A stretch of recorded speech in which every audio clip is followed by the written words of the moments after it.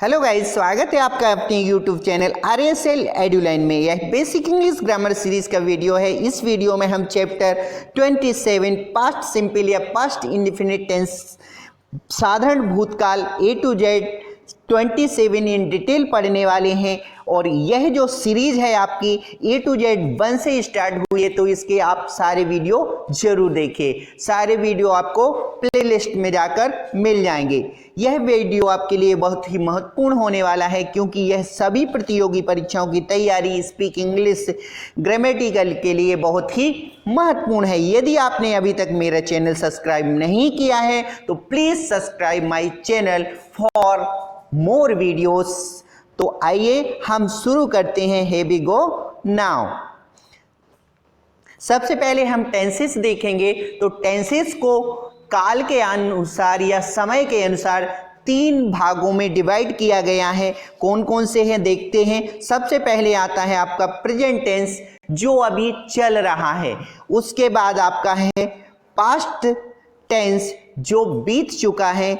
और थर्ड जो आता है, तीसरा जो आता है फ्यूचर टेंस, जो आने वाला है। तो समय के अनुसार जो सेंटेंस को डिवाइड किया है 3 पार्ट्स में किया गया है और उन्हीं को टेंस में बांटा गया है। तो present tense, past tense, future tense, और इन्हीं को फिर सब टेंसेस हो जाते हैं, मतलब 4 उसमें डिवाइड किया गया है। तो देखिए कौन कौन से। सबसे पहले आता है सिंपल। तो प्रेजेंट सिंपल, जिसको हम इंडेफिनिट बोलते हैं, तो प्रेजेंट सिंपल। फिर आपका पास्ट सिंपल आता है, फिर फ्यूचर सिंपल आता है। फिर आपका सेकंड आता है कंटिन्यूअस। तो present continuous tense, past continuous tense, future continuous tense. फिर आपका आता है परफेक्ट। तो present perfect tense, past perfect tense, future perfect tense. फिर फोर्थ आता है आपका परफेक्ट कंटिन्यूअस। तो present perfect continuous, past perfect continuous और फ्यूचर परफेक्ट कंटिन्यूअस। तो 3 टेंस होते हैं, 3 के 4 होते हैं, मतलब टोटल 12 टेंसेस होते हैं। अब हम देखते हैं पास्ट। तो पास्ट जो टेंस है, सबसे उसका पास्ट सिंपल इंडेफिनिट मतलब साधारण भूतकाल टेंस पढ़ेंगे। फिर उसके बाद आपका सेकंड आता है पास्ट कंटिन्यूअस टेंस, अपूर्ण भूतकाल या लगातार भूतकाल। फिर उसके बाद आता है फोर्थ आपका पास्ट परफेक्ट पूर्ण भूतकाल। फिर आपका लास्ट आता है पास्ट परफेक्ट कंटिन्यूअस पूर्ण लगातार भूतकाल।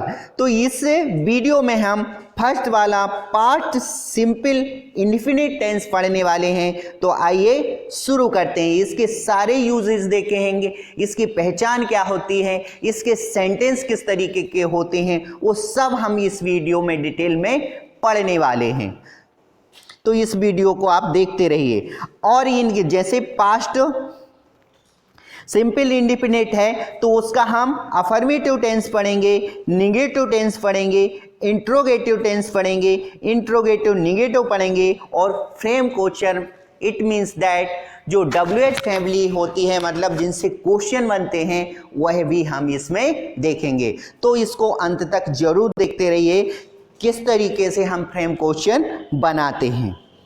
तो आइए हम शुरू करते हैं इस वीडियो को। सबसे पहले पास्ट सिंपल या पास्ट इंडेफिनिट टेंस। तो इसकी पहचान क्या है। तो इसके हिंदी वाक्यों के अंत में ता, था, ती, थी, ते, थे या फिर आ, ई, ए आता है। तो इसको आपको ध्यान रखना है। जैसे वो स्कूल जाता था, है ना, वही स्कूल जाता था या वह स्कूल गया।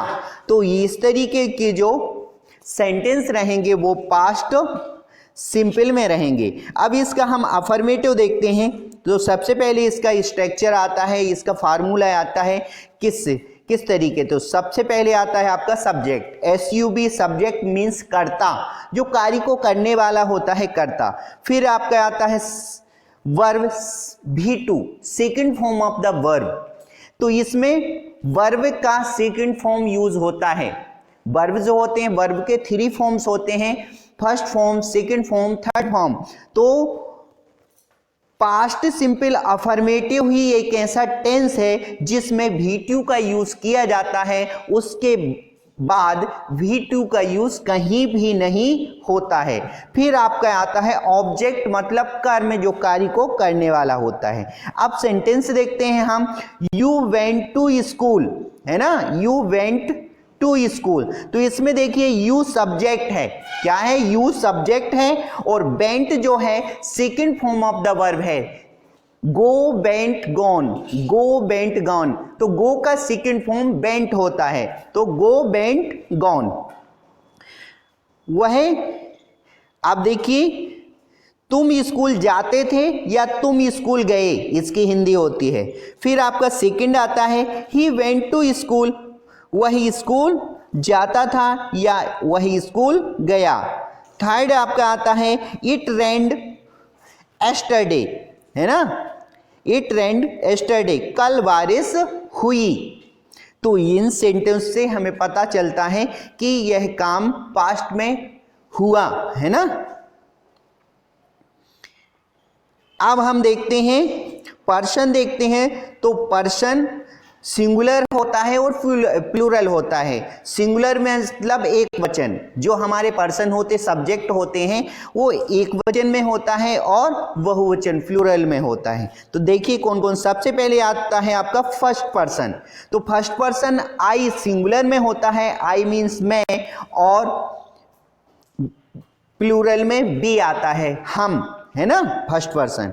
फिर आपका आता है सेकंड पर्सन यू, यू, है ना, तो सिंगुलर में भी यू का यूज होता है और प्लूरल में भी यू का यूज होता है। फिर आपका आता है थर्ड पर्सन। तो थर्ड पर्सन सिंगुलर में ही, सी, इट, आलोक, मतलब कोई भी नाम, आलोक, अरुणिमा और द बॉय, तो ये आपका सिंगुलर में आएगा, और प्लूरल में दे और द बॉयज, है ना, बॉय एक लड़का और द बॉयज बहुत सारे लड़के।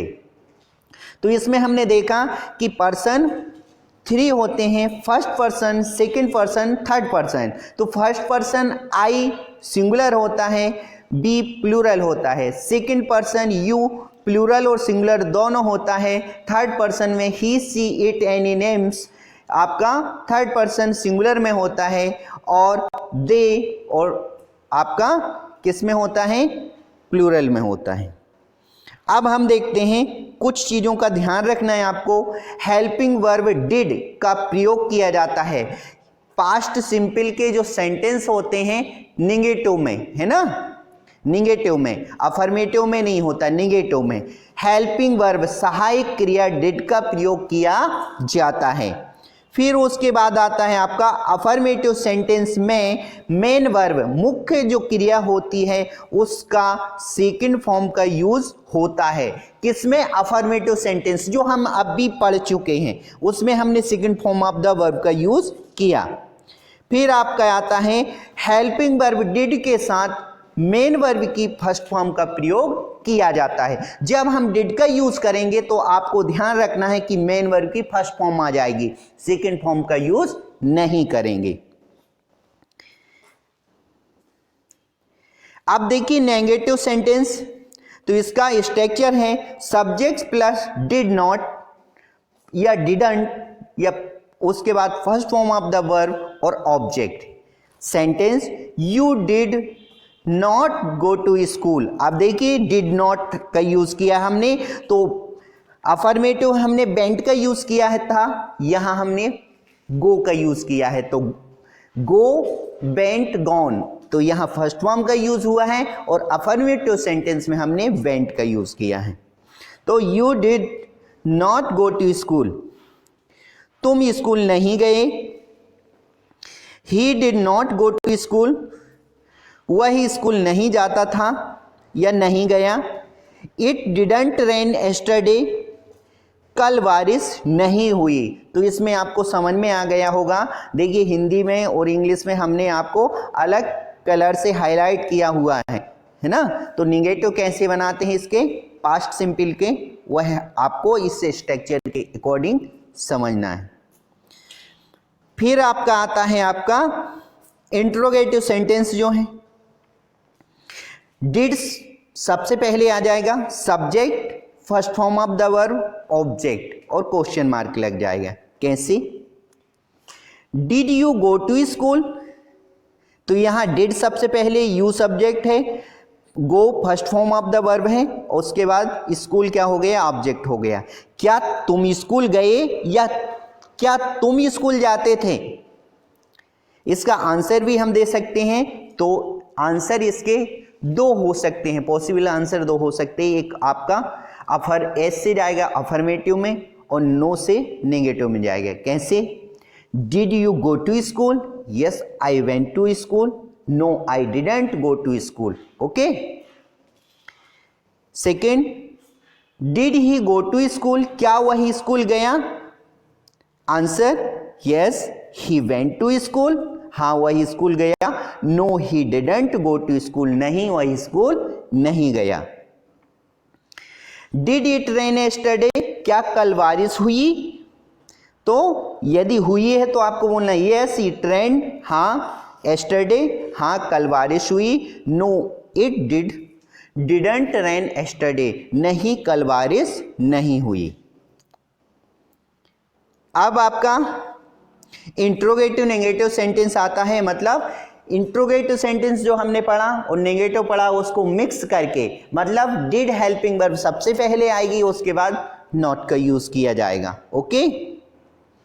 तो did plus subject plus not plus first form of the verb plus object. देखिए डिड आगे है, it means that interrogative sentence है, और नॉट का यूज किया है तो नेगेटिव है। अब इसको डिड और नॉट को कंबाइन करके इसकी शॉर्ट फॉर्म डिडंट हो जाती है। तो डिडंट को यदि आप सबसे पहले रखते हैं तो सब्जेक्ट के बाद नॉट नहीं लगाना है। तो didn't plus subject plus first form of the verb plus object. Sentence देखते हैं। Did you not go to school last January? क्या तुम पिछली जनवरी स्कूल नहीं गए? Didn't he go to school last month? क्या वह पिछले माह स्कूल नहीं गया?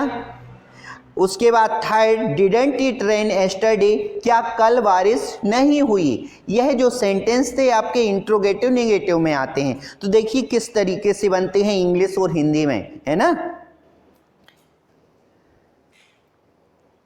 अब हम देखते हैं frame question.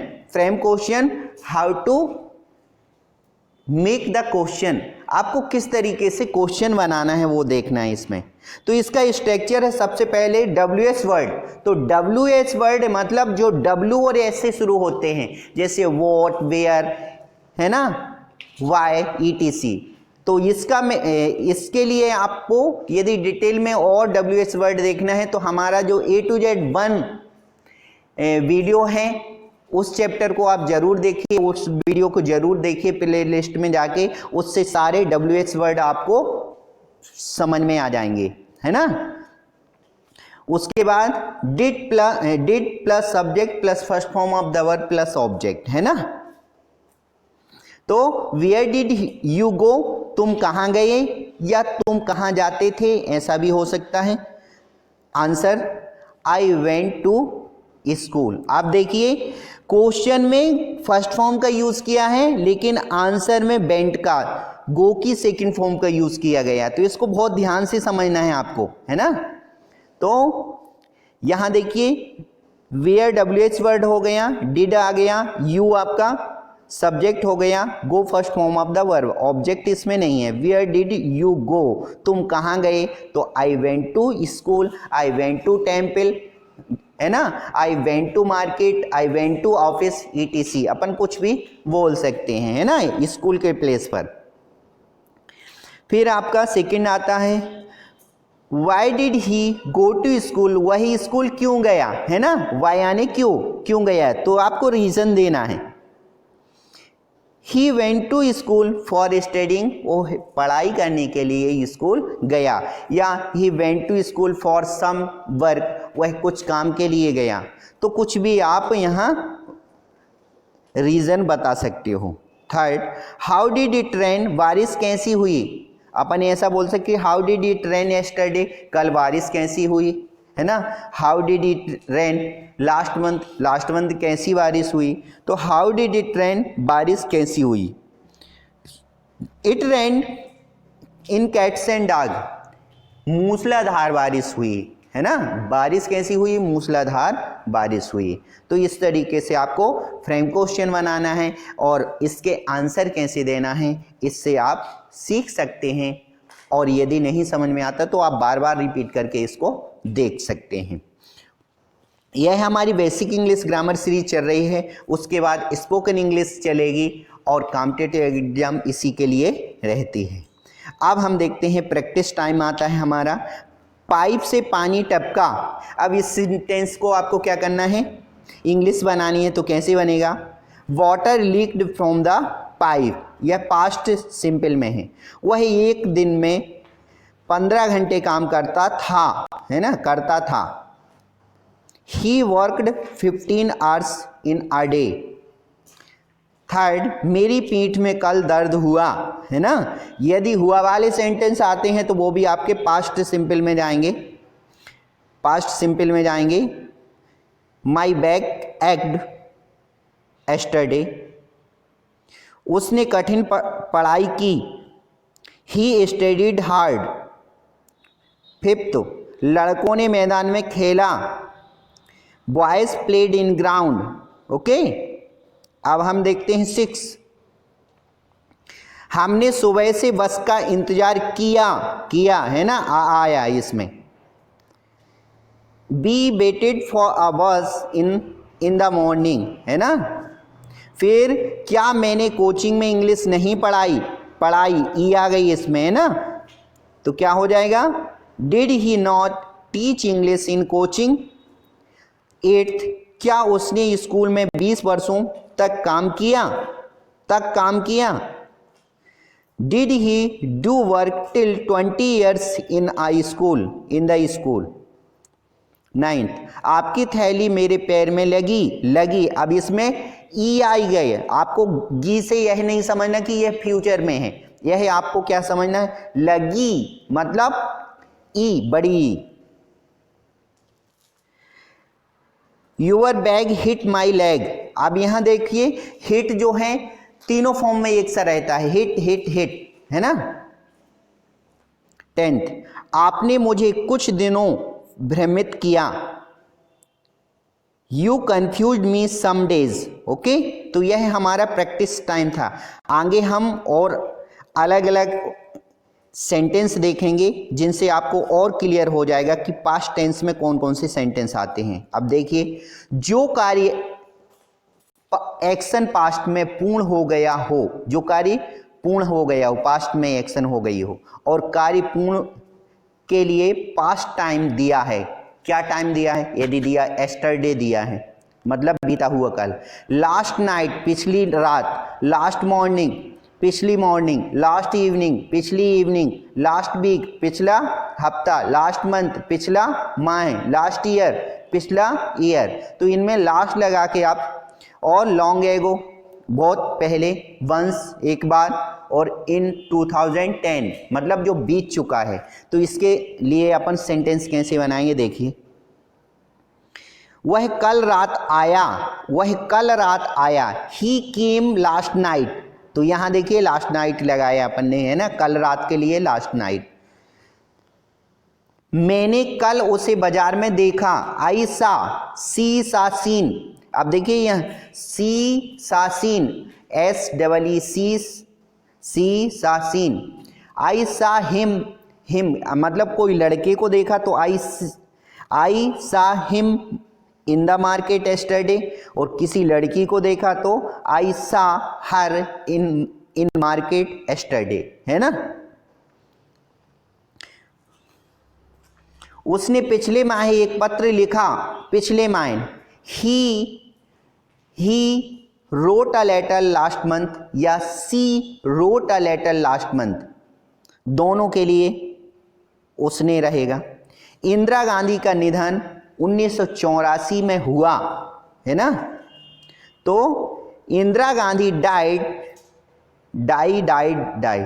Indira Gandhi died in 1984। Okay, तो इस तरीके से सेंटेंस इसके बनेंगे। उसके बाद और देखते हैं हम भूतकाल, पास्ट की आदत, हैबिट को व्यक्त करने के लिए भी इसका, जैसे ऑलवेज हमेशा, नेवर कभी नहीं, ऑफन बहुधा या अक्सर, जनरली सामान्यतः, एवरी वीक प्रत्येक सप्ताह, टीसी इनका अपन यूज कर सकते हैं। कैसे कर सकते हैं देखिए, पास्ट में वह हमेशा समय पर आती थी, है ना, ता थी ती थी, मतलब पास्ट में वह हमेशा समय पर आती थी। Sentence, she always came on time, come came come, है ना, तो यह कम केम कम सेकेंड फॉर्म है, सी ऑलवेज केम ऑन टाइम, और हमेशा के लिए ऑलवेज का यूज हुआ है। वह मंदिर कभी नहीं जाता था, वह मंदिर कभी नहीं जाता था। He never went to temple, never यानी कभी नहीं होता है ना, नेवर ये एडवर्ब है, नेवर यानी कभी भी। He never went to temple. वह रोज दूध पीता था, है ना, पास्ट की हैबिट बता रहे हैं अपन, इनमें सब में हैबिट दिखाई जा रही है। ही ड्रैंक मिल्क डेली, अब drink, drank, drunk, drink, drank, drunk, मतलब तीनों फॉर्म का यूज हुआ है, तीनों फॉर्म है इसकी। ड्रिंक यानी पीना होता है, ड्रिंक, ड्रैंक, ड्रंक, तो ही ड्रैंक मिल्क डेली, तो यहां सेकेंड फॉर्म का यूज किया है ना, ड्रिंक, ड्रैंक, ड्रंक, तो ही ड्रैंक मिल्क डेली, वह रोज दूध पीता था। क्लियर? आप देखिए, होमवर्क देखते हैं हम यहाँ, आपने क्या सीखा, तो होमवर्क करना है और आपको कमेंट करके आप होमवर्क बता सकते हैं। और यदि आपको समझ में नहीं आता है तो इसकी आंसर शीट नेक्स्ट चैप्टर में आपको A to Z 28 में मिलेगी, है ना, तो आप उसमें देख सकते हो। ट्रांसलेट इनटू इंग्लिश, हिंदी से इंग्लिश में ट्रांसलेट करना है। मैंने उसे अंग्रेजी सिखा दी। सेकंड, उसने चाय पी ली। थर्ड, क्या उसने स्कूल में काम किया। फोर्थ, क्या हमने 2001 में क्रिकेट नहीं खेला। फिफ्थ, तुमने 30 वर्षों तक इस जगह पर निवास किया, है ना, तो यह सेंटेंस थे हिंदी में, इनको ट्रांसलेट करना है इंग्लिश में। ओके, आप देखते हैं आंसर शीट। आंसर शीट जो हमने A to Z 26 चैप्टर पढ़ा, मतलब प्रेजेंट परफेक्ट कंटिन्यूस वाला चैप्टर पढ़ा था। आपने वह वीडियो नहीं देखा हो तो आप प्लेलिस्ट में जाके वीडियो देख सकते हैं, या वीडियो वाला जो होम पेज के बाद वीडियो रहता है, वीडियो पर ऑप्शन पर जाइए तो सारे वीडियो आपको मिल जाएंगे। ट्रांसलेट इनटू इंग्लिश, आपका मैं पिछले 15 सालों से अंग्रेजी सिखा रहा हूं, तो I have been teaching English for 15 years. Second, मैं कई घंटों से कतार में खड़ा हूं, I have been standing in queue for many hours. Third, क्या वह 2014 से स्कूल में काम कर रहा है। क्या, तो has he been working in school since 2010। Four, क्या हम 2001 से क्रिकेट नहीं खेल रहे हैं, तो have be not been playing cricket since 2001। Fifth, क्या तुम 30 वर्षों से इस जगह पर रह रहे हो या इस जगह पर निवास कर रहे हो, तो you have been living in this place for 30 years. तो इस video A to Z 26 video है, उसको आप चैप्टर को जरूर देखिए। उसमें हमने सिंस और फॉर को डिटेल में बताया कि सिंस का यूज कहाँ किया जाता है और फॉर का यूज कहाँ किया जाता है, जो अक्सर एग्जाम में पूछा जाता है ना। अभी तक आपने मेरा चैनल सब्सक्राइब नहीं किया तो प्लीज़ सब्सक्राइब, लाइक करिए पसंद आया हो, और इसको शेयर करिए जिससे कि अधिक से अधिक लोगों को इसका लाभ मिल सके, है ना। लाइक और सब्सक्राइब करने में आपका बिल्कुल भी पैसा नहीं लगता है, फ्री है, और आप फ्री जो चीज़ रहती है उसके लिए आप आराम से सब्सक्राइब कर सकते हैं, जिससे कि आपको मोर वीडियोस, बहुत सारे वीडियो और मिलेंगे जिसमें बेसिक इंग्लिश के वीडियोस जो अभी चल रहे हैं, कॉम्पिटिटिव एग्ज़ाम के वीडियो जो अभी चल रहे हैं, उसके बाद जैसी competitive English, basic English grammar series ख़त्म जैसे होती है तो आपको स्पीकिंग इंग्लिश के वीडियोस अवेलेबल होंगे। और साथ ही साथ live class will be started soon, जल्दी ही जैसे ही हमारे सब्सक्राइबर ग्रो होते हैं तो हम लाइव क्लास शुरू करेंगे। तो इसलिए आपसे रिक्वेस्ट है कि हमारे चैनल को सब्सक्राइब करिए, वीडियो को लाइक करिए और शेयर करिए। Let's learn English with Ranjan sir. Thanks for watching this video.